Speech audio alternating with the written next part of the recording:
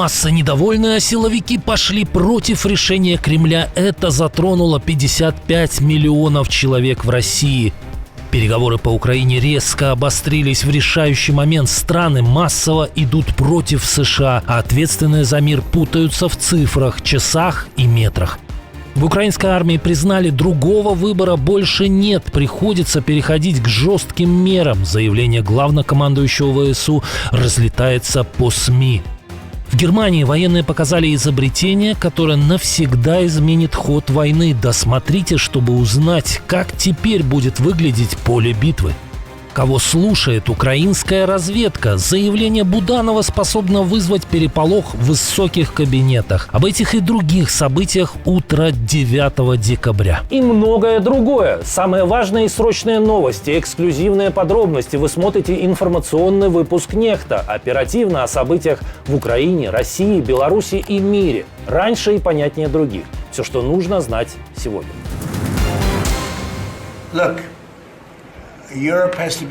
Слушайте, Европе надо быть очень осторожной. Они там много всего делают. Европа идет в какие-то плохие направления. Это очень плохо для людей. Мы не хотим, чтобы Европа так сильно менялась. Они идут в какие-то очень плохие направления. Переговоры по Украине резко обострились в решающий момент. Европа открыто пошла против давления США. Пока Трамп обвиняет Зеленского, что тот не читал американский план, лидеры Франции, Британии и Германии собрались выработать свою позицию. И выяснилось главное. Вашингтон торопит Киев согласиться на уступки, в том числе на передачу земель. А Европа отказывается просто подписать такой план. И территориальный вопрос самый опасный. Мы поддерживаем Украину, и если мы хотим добиться прекращения огня, оно должно быть справедливым и долгосрочным. У нас много карт на руках. Украинцы продолжают сопротивляться, а российская экономика страдает от наших последних санкций и санкций США.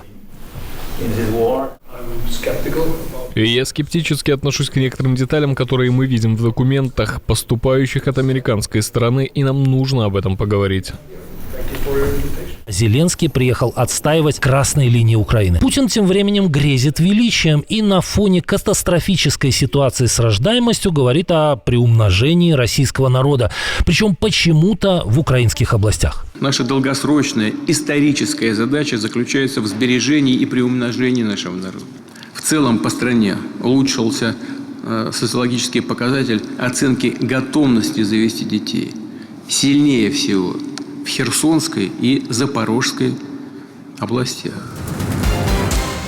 Кремль прет вперед, пока переговорщики путаются в метрах. На Западе обсуждают мирный план Трампа, а в это время Россия показывает самые быстрые темпы наступления за 2 года, пишет The Telegraph. В ноябре российские войска захватили свыше 300 квадратных километров и давят на Северск в направлении Славянска. Главнокомандующий ВСУ Сырский прямо говорит: выбора нет, нужна мобилизация и усиление армии.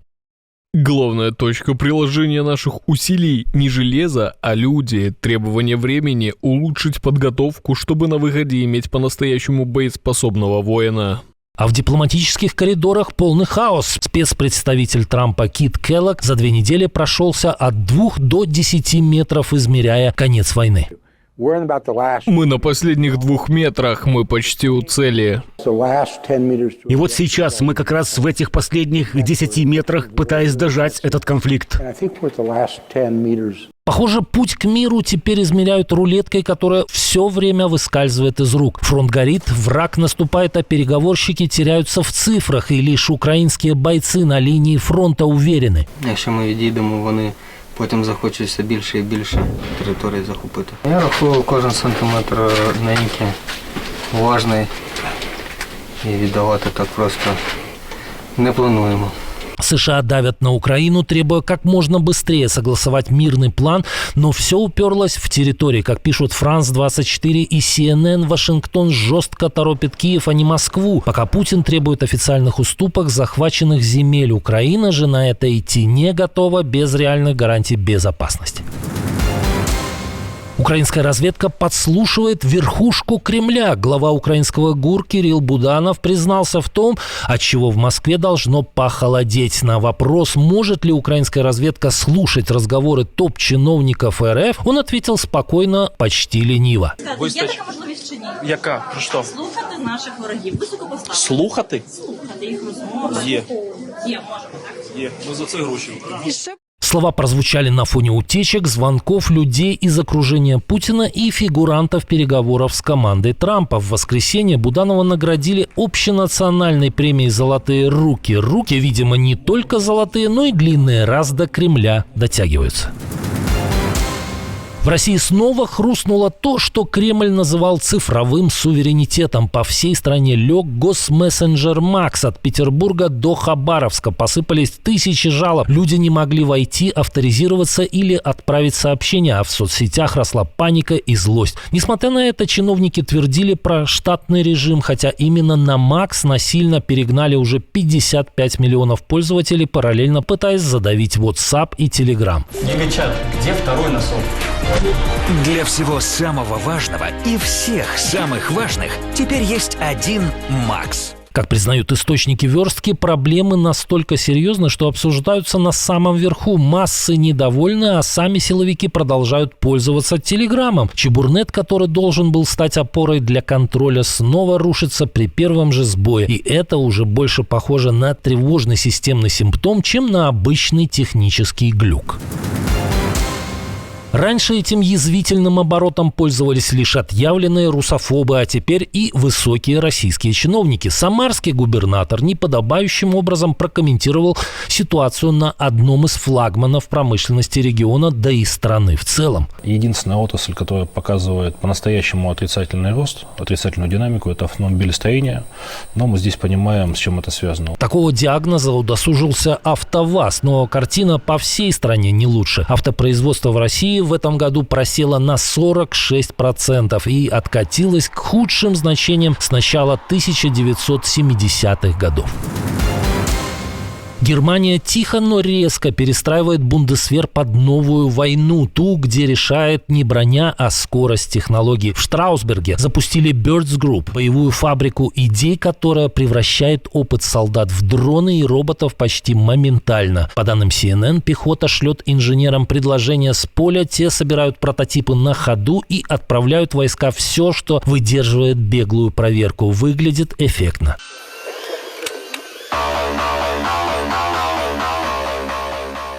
Используются даже гражданские китайские модели вроде DJI Avata. Дешево, эффективно и пугающе, учитывая, что пехота до сих пор почти беззащитна против таких летающих глаз. Темп инноваций становится новым оружием, тем, что будет решать, кто удержит поле боя в ближайшие годы.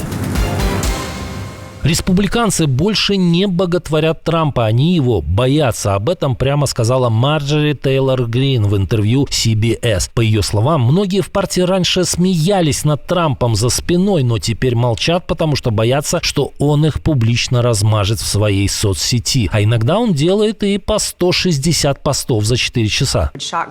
Давайте шокируем людей. Я видела, как многие мои коллеги сначала высмеивали его, насмехались над его манерой говорить, постоянно высмеивали меня за то, что я его поддерживала. А когда он выиграл праймерис в 2024 году, все они начали, извините за выражение, целовать ему задницу. Грин сама была его фанаткой, пока Трамп не назвал ее сумасшедшей и предательницей. И тут же она решила уйти из Палаты представителей. Ну, если уже даже такие преданные бегут, значит, в партии Трампа все совсем не так гладко, как нам пытаются показать. Белорусские креветки отдыхают. Вскрылась схема куда опаснее. Подсанкционная российская древесина на миллиарды евро продолжает попадать в ЕС под видом китайской. Как выяснили немецкие журналисты, сырье компании олигарха Мордашова в Китае просто переупаковывают и отправляют дальше. Сначала в Польшу, а после усиления проверок в Испанию и Португалию. Это уже не анекдот, а системный обход санкций международного уровня, который бьет по европейским производителям и одновременно подкармливает военную машину Кремля.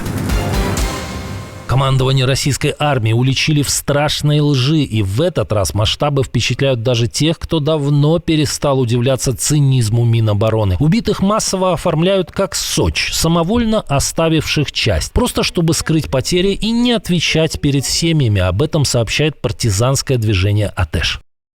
В 30-й бригаде уже создали отдельные списки, куда вносят сотни фамилий, подавая убитых как беглецов. Такую схему используют и для тех, кто пропал в результате хаотичных штурмов города, и для тех, кого обнулили заградотряды. За последний год масштабы фиктивных Сочи выросли в разы. Как передают наши агенты, из количества этих сочников уже можно собрать целую бригаду. Как пишут партизаны, такая практика подрывает остатки боевого духа в рядах захватчиков. Теперь есть перспектива не только погибнуть непонятно за что, но и быть посмертно записанным не в героя СВО, а в дезертиры. Но вдовам не достанутся не только похоронки в стиле «пал смертью храбрых», но и личные вещи. Об этом пишут уже не проукраинские партизаны, а Z-блогер Анастасия Кашеварова. Забирается и растаскивается все. Каски, бронежилеты, документы, банковские карты. Еще и деньги с них снимут так называемые сослуживцы или командиры. Короче говоря, своих-то бросают, а вот их вещи нет. Свержение режима как праздник. Торжественный военный парад на улицах столицы по случаю годовщины свержения диктатуры.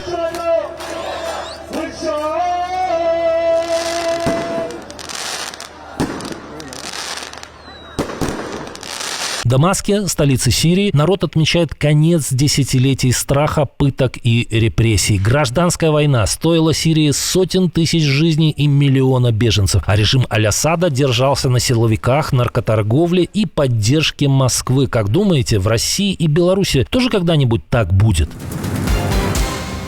В России снова показали, как работает правосудие военного времени. Мужчина, обвиненный в том, что убил жену и пытался снять с нее кожу, не будет ждать суда, его отправляют на войну по контракту. Рафис Хузин несколько дней скрывал преступление, потом пришел в полицию сам. Его арестовали до 25 октября, но Минобороны решила иначе. Теперь вместо приговора окопы. В стране, где убийцы и рецидивисты уходят на фронт, тюрьма постепенно превращается в военкомат.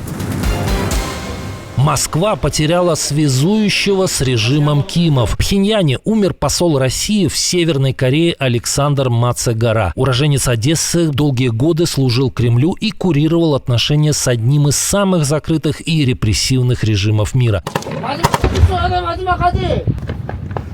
КНДР сегодня напрямую помогает Москве в войне против Украины, поставляет снаряды и пушечное мясо. Симптоматично, что Мацегаре было всего 70 лет, и это на фоне неоднократных заявлений Путина и представителей его окружения о скорой способности жить до 150 лет. Кроме того, северокорейские производители обещают завалить российский рынок чудодейственными препаратами от целого спектра болезней. Но, похоже, послу России в КНДР не помогло. А может, наоборот? Что об этом думаете? Пишите в комментариях.